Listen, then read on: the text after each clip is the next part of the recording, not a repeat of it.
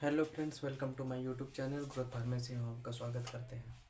तो आज का हमारा टॉपिक होने वाला है एचएपी का chapter number first, scope of anatomy and physiology. तो सबसे पहले हम लोग जानते हैं एचएपी होता क्या है, एचएपी का फुल फॉर्म क्या होता है। तो सबसे पहले आइए हम लोग देखते हैं एचएपी का फुल फॉर्म क्या होता है, ह्यूमन एनाटॉमी एंड फिजियोलॉजी। तो एचएपी का फुल फॉर्म होता है ह्यूमन एनाटॉमी एंड फिजियोलॉजी।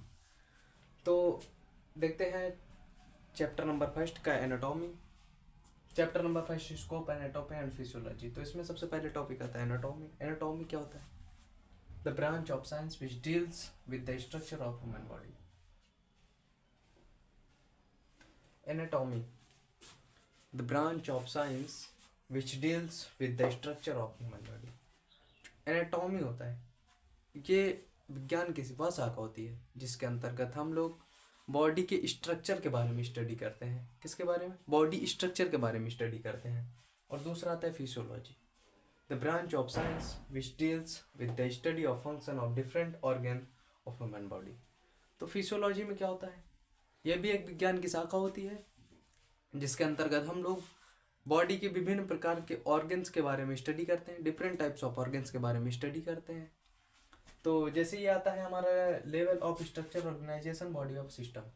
हमारी बॉडी सिस्टम कितने लेवल से मिलकर बनी होती है, कितने लेवल से मिलकर बनी होती है। तो सबसे पहले आता है हमारा केमिकल लेवल, दूसरा सेलुलर लेवल, तीसरा टिश्यू लेवल, उसके बाद आता है ऑर्गन लेवल, उसके बाद आता है सिस्टम लेवल, फिर ऑर्गेनाइज्म लेवल, उसके बाद कंप्लीट बॉडी। सीबी, सीबी है ना, सीबी इसका मतलब कंप्लीट बॉडी। तो हमारी बॉडी इतने लेवल से मिलकर बनी होती है। तो एचएपी में हम लोग इसी के बारे में स्टडी करते हैं, बॉडी के सिस्टम लेवल के बारे में स्टडी करते हैं, उसके स्ट्रक्चर के बारे में, बॉडी का स्ट्रक्चर होता कैसा है इसके बारे में स्टडी करते हैं। उसके बाद आता है कि जो ऑर्गन्स होते हैं, केमिकल लेवल। केमिकल लेवल में जैसे हम लोग बात करते हैं कि chemical level most basic level, two or more atoms join together to form molecule like. इसमें मोस्ट बेसिक ये होता है केमिकल लेवल, जिसमें कि दो और दो से अधिक एटम्स मिलकर एक मॉलिक्यूल्स का निर्माण करते हैं। जैसे कि आ गया आपका carbon, nitrogen, oxygen, Na sodium, Zn zinc और Al एल्युमिनियम। उसके बाद आता है आपका cellular level. It is the basic structure of function level of the body, that is cell. तो सबसे पहले अब हम जानते हैं सेल। सेल क्या होता है? Cell is the smallest unit of the body. Cell जो होता है शरीर की सबसे छोटी इकाई होती है। सेल हमारी बॉडी में हर जगह सेल पाए जाते हैं, जिसको हिंदी में बोलते हैं सेल को कोशिका। तो सेलुलर लेवल में आता है, it is the basic structure. ये सबसे बेसिक स्ट्रक्चर होता है function level of the body in the cell. उसके बाद आता है tissue level, group of cell which works together perform of the for function. जो टिश्यू होता है, टिश्यू होता है ग्रुप ऑफ सेल। टिश्यू को हिंदी में बोलते हैं ऊतक। ऊतक क्या होता है? ग्रुप ऑफ सेल, मतलब कोशिकाओं का समूह, टिश्यू कहलाता है ऊतक।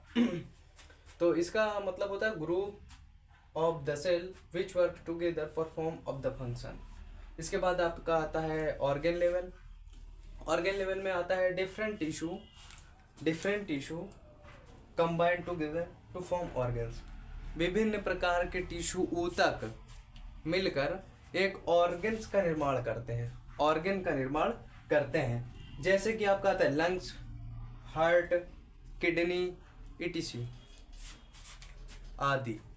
तो सभी लोग नोट कर लें, जिनको नोट करना है वो सभी लोग। हमारा आपके सिस्टम लेवल में जैसे हम लोग पढ़ते हैं एक group of organ combined together to form system. तो जो और सिस्टम लेवल होता है वो ऑर्गन का एक ग्रुप होता है जो आपस में कंबाइन हो जाता है। कंबाइन होने के बाद एक सिस्टम लेवल का निर्माण करता है, ठीक है। तो जैसे इसमें सिस्टम लेवल में लिखा है definition, a group of organ combined together to form system. जो ऑर्गन लेवल होता है, जो ऑर्गन होता है वो कंबाइन होता है। जो ऑर्गन्स होते हैं वो जब आपस में जुड़ते हैं तो एक सिस्टम का निर्माण करते हैं। जैसे कि सब ऑर्गन्स मिलने के बाद एक डाइजेस्टिव सिस्टम होता है ना, डाइजेस्टिव सिस्टम, अपनी बॉडी के अंदर एक डाइजेस्टिव सिस्टम होता है जो उसका फॉर्म करता है। उसके बाद आपका आता है organisation level. It is the highest level and the complete body made up with combined of all system. Organise level जो होता है वो पूरी हाईएस्ट लेवल होता है वो, और पूरी बॉडी कंप्लीट मेटअप होता है, पूरी कंप्लीट बॉडी होती है वो। तो उसके बाद जस्ट आता है आपका scope and anatomy. There are several scope and anatomy. तो हम लोग एनाटॉमी का स्कोप पढ़ते हैं, जिसमें आता है एम्ब्रियोलॉजी। एम्ब्रियोलॉजी में the first 8 weeks development after fertilisation of women egg. Then उसके बाद आता है development biology. Development biology the complete development of an individual from fertilisation. उसके बाद histology the study of structure of tissue is called histology. तो उसके पहले हम लोग जानते हैं टिश्यू होता क्या है। टिश्यू टिश्यू की स्टडी ही हिस्टोलॉजी कहलाती है। टिश्यू की स्टडी ही हिस्टोलॉजी कहलाती है। और टिश्यू बनते कैसे हैं? ए ग्रुप ऑफ सेल, कोशिकाओं के समूह को ऊतक कहते हैं। टिश्यू को हिंदी में क्या बोलते हैं? ऊतक।